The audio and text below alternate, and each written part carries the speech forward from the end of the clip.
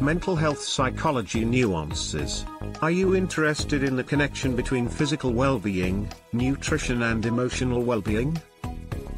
The connection between physical well-being, nutrition and emotional well-being is an overlooked aspect of mental health. It is essential to share the current research and make the necessary mental health psychology nuances. Additionally, accurately citing sources to remove the barrier between academic language and consumer understanding is also crucial. For that, we have the pages that you will find with the search function for research and research.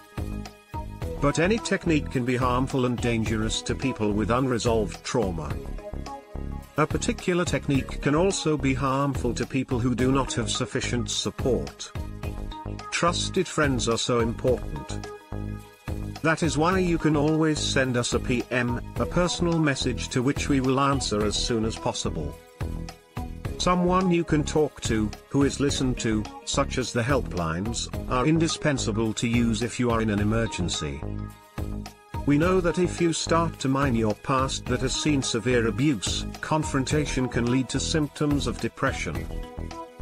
If you are frightened by this when reading which article, on our website or with others, consult your regular healthcare provider. If you think you're headed for depression, it's imperative to see your doctor or mental health professional. We know that even spiritual practices can arouse such symptoms. Fasting, for example, is certainly not suitable for everyone. Therefore, we should warn you that the same symptoms can lead to self-destructive behavior or suicide without the right resources. Since not everything is based on scientific sources, I encourage you to pursue mental health sources. We certainly don't need to minimize mental health treatments and examinations. Yet here, too, these warnings apply to everyone who works in healthcare. The research is not universal, culturally related or too small to draw any conclusions. The therapist's beliefs also play a role and are not always based on facts. You have responsibilities when you publish online and moderate a private group to support people for their trauma. But it is complex and new. In any case, I intend to operate ethically on social media. As mental health professionals, we consider and protect the most vulnerable populations we serve. We are clear about the differences between mental health education and our personal beliefs or experiences. Well-considered decisions. We have full transparency about our techniques. I hope that our approaches and guiding individuals to make informed decisions about their mental health care are also fully transparent. People who want to consider applying a technique can always contact us by email, messenger or text message.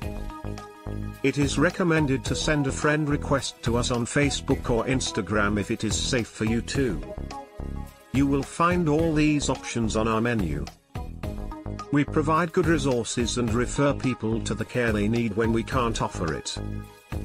We, therefore, select who we allow in the private group to prevent certain people from misleading, triggering or using our platform to offer their own beliefs via PM without a disclaimer. If we don't think people qualify for self-healing and don't make an urgent request for help, they don't qualify for our private group. They will, of course, get an answer if they email us.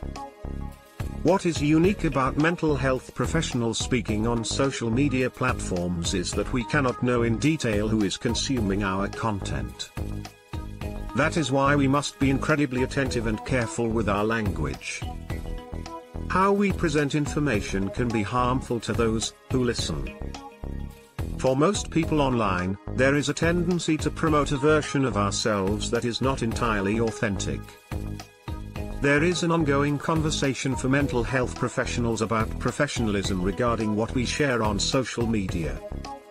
In Belgium, some psychologists are even called to account by the order. How we reveal ourselves can be threatening to others. Some feel that sharing something personal can hurt the value or credibility of our posts. Others precisely positioned themselves as vulnerable people towards the so-called expert, reducing the requesting party's dependency. However, many of us are more humanistic and believe in appearing more fully and authentically.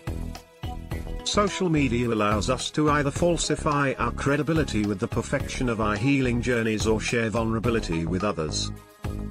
The misconception is that mental health professionals are cured. But we are all just human. We make mistakes, and most of us are also actively working on our healing, with or without a therapist. Trauma is still being studied, researched, which is why there are many misconceptions about it. In general, many people think that if something terrible happens to them, that causes persistent pain. That is why they are too quick to believe that they are traumatized. In reality, the single or multiple experiences that may be considered traumatic for one person may not be internalized as traumatic for another. Therefore, trauma is mainly personal. The biggest misconception about trauma is that one must meet the criteria for post-traumatic stress disorder, PTSD, to cope with the effects of trauma.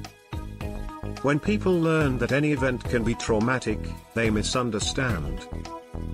I certainly don't mean that all difficult experiences are traumatic. But working preventively on our mental health certainly does not hurt. Implementing an excellent mental health policy is also significant. I want the importance of mental health psychology nuances to be mainstream, accessible and easy. However, many terms such as codependency, trauma, triggers, dissociation, etc., used in mental health are all incredibly nuanced. Healing is never a linear or easy journey. Without proper psychoeducation, these terms can become harmful, labeling, or far too general.